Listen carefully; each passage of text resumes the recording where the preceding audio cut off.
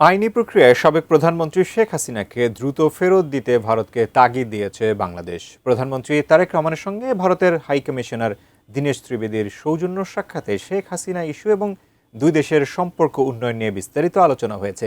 তবে প্রধানমন্ত্রীর দিল্লি সফর নিয়ে এখনও কোনো সিদ্ধান্ত হয়নি বলে জানিয়েছেন পররাষ্ট্রমন্ত্রী ডক্টর খলিলুর রহমান। আর ভারতের হাইকমিশনার বলেছেন ফলপ্রসূ আলোচনা হয়েছে।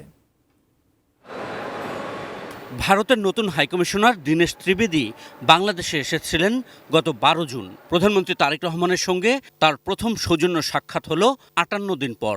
সোমবার সকালে সচিবালয়ে এই সাক্ষাতের সময় 8 ঘন্টার আলোচনায় সংক্ষেপে এসেছে সম্পর্কের নানা দিক। বাংলাদেশের পক্ষ থেকে জোরালোভাবে তুলে ধরা হয়েছে ক্ষমতাচ্যুত সাবেক প্রধানমন্ত্রী শেখ হাসিনার বিষয়ে ঢাকার চাওয়া। দণ্ডপ্রাপ্ত শেখ হাসিনার বাংলাদেশে প্রত্যর্পণ করার বিষয়টি উঠে এসছে এবং আমরা তাদেরকে বলেছি এই প্রত্যর্পণ প্রসেস ত্বরান্বিত করার জন্য।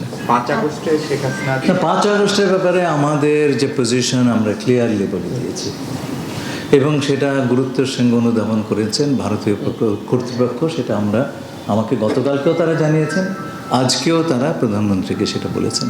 সেপ্টেম্বরে ব্রিক্স সম্মেলনের সময় প্রধানমন্ত্রী ভারতে যাবেন কিনা সেটি নিয়ে আলোচনা হয়নি এবং এ বিষয়ে সিদ্ধান্ত এখনো চূড়ান্ত হয়নি বলে জানান পররাষ্ট্রমন্ত্রী।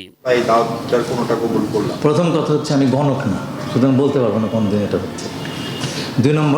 2 নম্বর জিনিসটা হচ্ছে যে মাননীয় প্রধানমন্ত্রীকে ব্রিক্সে দেওয়া হয়নি, দেওয়া হয়েছে চেয়ারপারসন অফ ব্রিক্স বিএমস্টেক। এই বিষয়ে আজকে আলোচনা হলো কিনা আমরা এই সমস্ত বিষয়ে এখন আমরা সিদ্ধান্ত নিয়ে নেই। প্রধানমন্ত্রীর দপ্তর থেকে বেরিয়ে স্বরাষ্ট্র মন্ত্রণালয়ে যান ভারতের হাইকমিশনার। মন্ত্রী সালাউদ্দিন আহমদের সঙ্গে সৌজন্য সাক্ষাতের পর তিনি জানান প্রধানমন্ত্রীর সঙ্গে সাক্ষাৎ ফলপ্রসূ হয়েছে। ভালো আলোচনা হলো, খুবই ভালো। We are looking forward. আমাদের ইনভিটেশন তো আগে থেকে আছে। So last time also I mention যে people of India, Prime Minister of India is looking forward.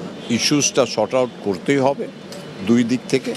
R I am very confident. আমার প্রধানমন্ত্রীও আমাকে সবসময় এইটা বলেছে যে সম্পর্ক ভালো থাকা বিশেষ দরকার, নাহলে আমি কেন আসতাম।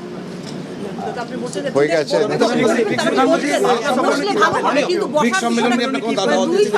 হবে এটা আপনার পড়ে গেল, সবই ভালো হবে, পজিটিভ সব কিছু হবে। এদিকে প্রধানমন্ত্রীর সঙ্গে সৌজন্য সাক্ষাতের পর বিকালেই দিল্লির উদ্দেশ্যে রওনা দেন ভারতের হাইকমিশনার দীনেশ ত্রিবেদী। আশিকুর রহমান অপু, এটি নিউজ, ঢাকা।